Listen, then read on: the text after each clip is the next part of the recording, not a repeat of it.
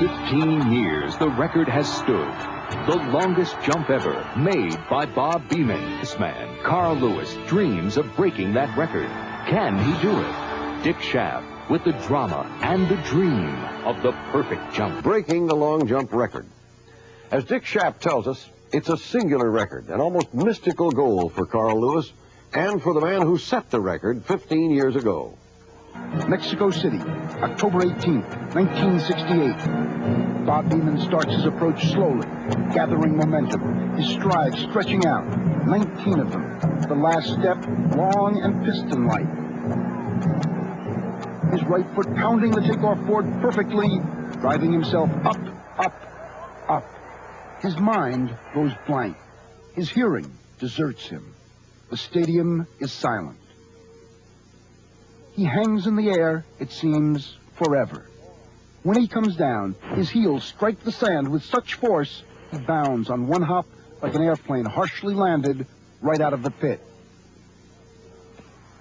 Bob Beamon has jumped 29 feet, 2 1/2 inches, 22 inches beyond the existing world record. Arguably, but conceivably, the most spectacular individual achievement in the history of all sports. Statistically, the equivalent of Roger Bannister bursting through the 4-minute barrier for the mile, not by a fraction of a second, but by more than 15 seconds. 29 feet, 2 1/2 inches. A magic number. A miracle. Good cause for joy and tears. 29 feet, 2 1/2 inches. Carl Lewis believes he has already jumped 29 feet. Probably beyond Bob Beamon's world record. Possibly beyond 30 feet. Lewis believes he performed this magic not in a dream, but in Indianapolis last summer on this jump, a jump that was controversially adjudged a foul, a jump that was never measured officially.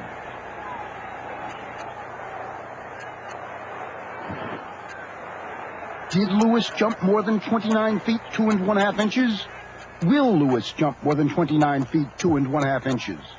Those are lovely mysteries, and the man who has the best clues to the answers is an Israeli-born physicist named Gideon Ariel, a specialist in biomechanics, an expert in human physical exertion. We utilized the film that actually was shot at the instance where Bob Beamon, in this case, jumped his best jump, 29 2.5. And we digitize, or we transfer the information from the body segments right to the computer. So every time... Armed with films and with formulas, and with a computer programmed to perform biomechanical wizardry, Ariel has studied not only Beamon's record jump, but also Lewis's controversial Powell jump, the jump on which judges ruled with very little evidence that he inched past the takeoff board, the jump Lewis himself and many experts thought was the longest ever. How far is this distance? Is that a world record? Some people say that that's probably over 30 feet. If we know this distance, and we know the distance from where he lands to the end of the pit in the good jump, we can calculate what is the distance from the end of the pit back to the foul jump. If I give it an upper limit, it was 28.11, which is the second best jump of all time. And Ariel has explored all the major track and field records and concludes that Beamon's is the closest to man's potential.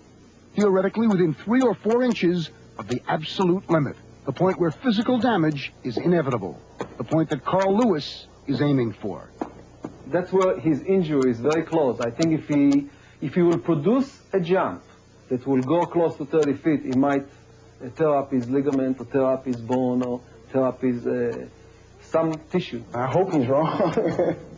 For one reason, because I feel that an athlete right now, with the right type of technical training and obviously the right technique, can jump well over 30 feet. Well, sometimes we like to be wrong, but... If Ariel is wrong, if Lewis is right, Bob Beamon's record could fall any day. Or it could fall in the brightest spotlight next year, 16 years after Beamon's triumph in the Olympic Games. 29 feet, 2 1/2 inches. Bob Beamon produced it. And Carl Lewis can taste it.